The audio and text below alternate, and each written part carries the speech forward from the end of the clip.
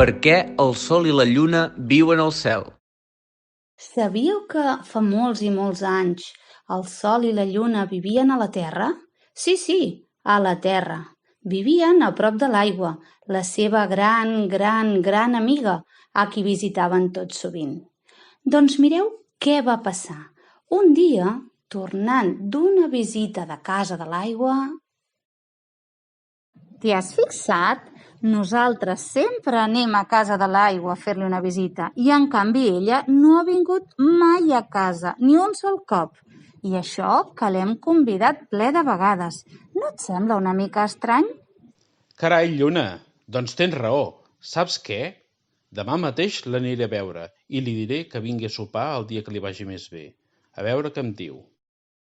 Aigua, hola, com estàs? Vinc a convidar-te a sopar a casa nostra. Si vols, tu tries el dia. Moltes gràcies, Sol, però no sé si hi cabré. Cap problema, ja la farem més gran.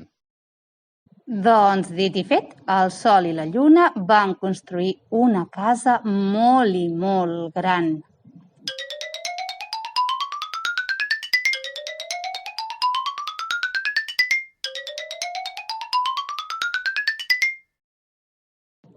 L'aigua va visitar el Sol i la Lluna a casa seva.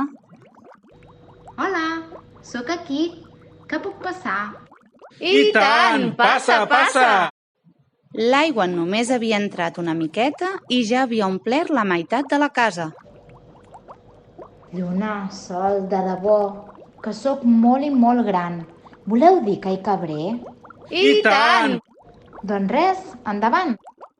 L'aigua va anar entrant i entrant, ocupant tota la casa.